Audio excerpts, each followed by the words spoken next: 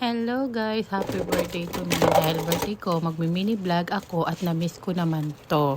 Gawin natin kung ano yung mga nagpapasaya sa atin. At eto na nga ang una kong ginagawa after kong mahatid yung mga bata. Maghuhugas naman tayo ng mga pinagkainan nila at ang dami-daming tambak ng banggera. Tapos linis bahay ng konti, walis ng konti, ganon.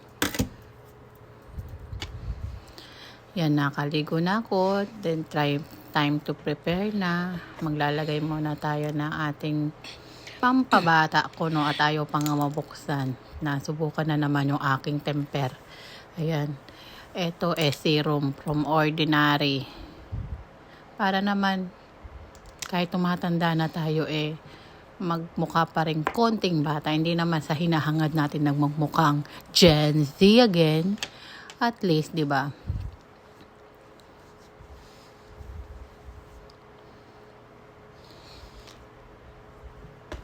At ito nga, tumihinga muna ako ng 10 seconds. 1, 2, 3, 4, 5, 6, 7, 8, 9, 10. Para lang muna makarelax. Kasi ganyan talaga minsan inaatake ka ng bigla ka na lang natutulala.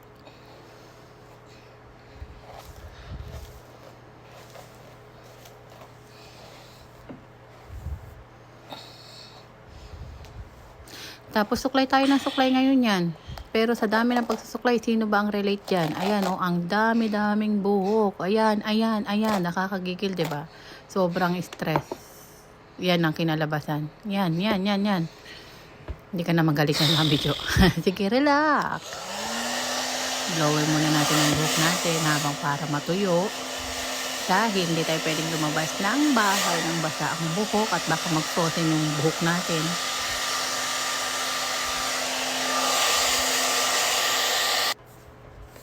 Nakapag-blower na nga tayo naman magkikilay naman at ating dodrawingan at sinusubukan mo na naman ang temper. Ayan na naman, relax. Sige, mag-drawing muna tayo ng kilay. Una sa baba.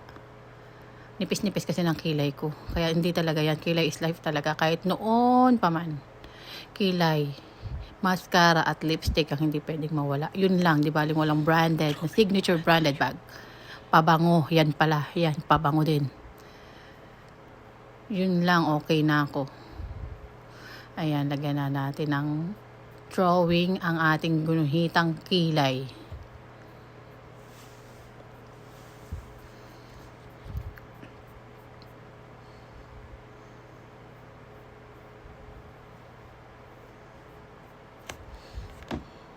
Sino dito relate na lalabas ng bahay na hindi pwedeng hindi makikilay? Ako nakakaya ko na ngayon. Dati hindi. Nung nasa Montreal, dati kailangan lagi ako may kilay. Ngayon kaya ko na rin pumunta ng grocery, lumabas ng hindi ako naggaganyan nagkikilay. Pero sa trabaho hindi. Kailangan meron. Syempre, dahil pang matagalan yun Dito naman tayo sa kabila mag-drawing. Dati talaga, Diyos ko, ang art. Hindi pwedeng hindi ako lalabas ng walang lipstick, walang kilay as in. Ang boring ng mukha, pero ngayon hindi dahil tumatanda na tayo, iba na rin. Iba na, as in iba na talaga. Sobrang stress na nangyayari sa buhay natin. Minsan wala tayong time sa ganyan. Tatamarin na rin tayo.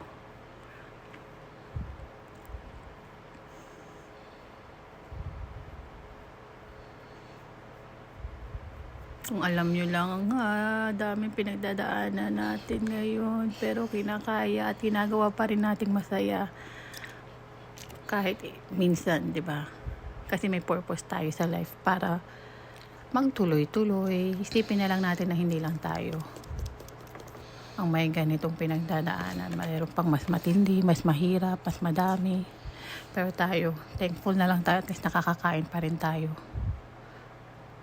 At talagang kahit gaano man katagal yan, isipin lang natin na malalagpasan din talaga natin.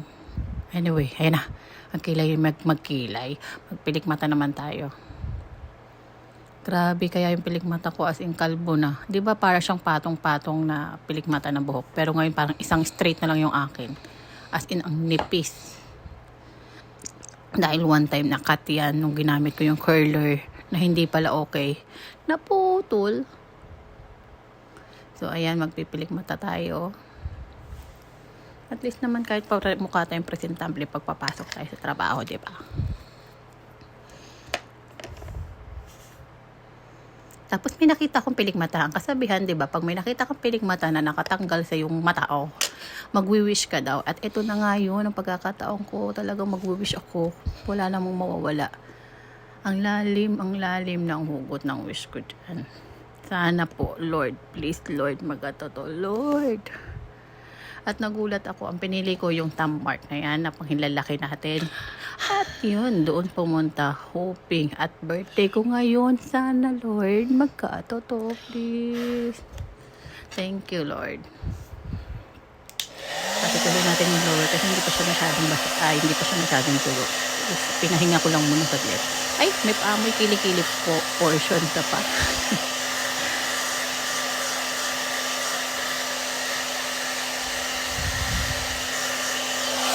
Hindi na tayo pabata.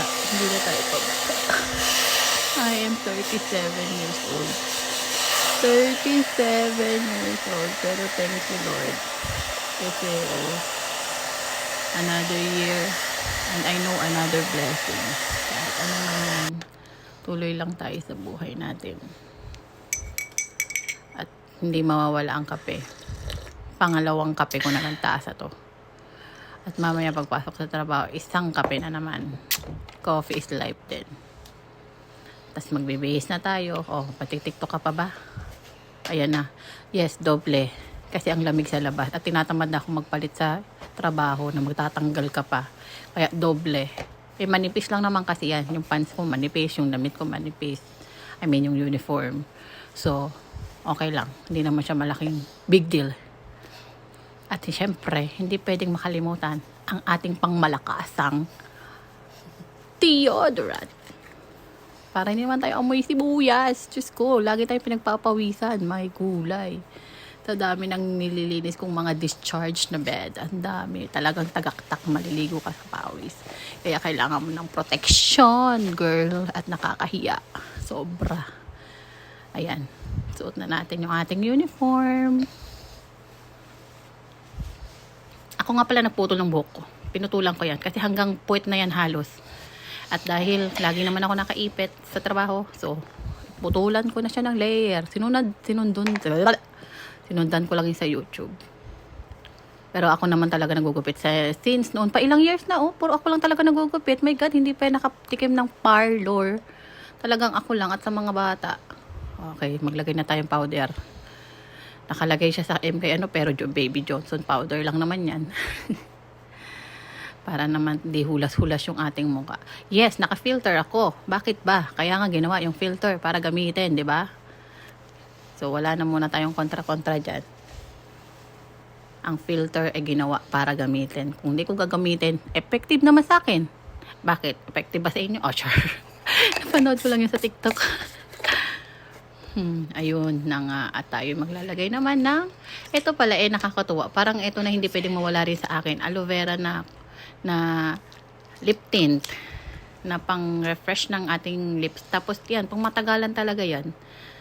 Hindi kasi ako pwedeng walang ganyan ng lip tint kasi talagang sobrang putla ako. Kaya sa trabaho, lagay din ako ng lagay. Kaya para at least medyo mamula-mula ng konti ang ating labibu. At naglagay naman tayo na YSL na lipstick yan. At free lang yan, mga guys. Free. At eto na ang ating final look. At tayo nakaipit, hindi tayo nakalugay. At tayo papasok ng trabaho. At para makabayad tayo ng mga utang. Bye-bye!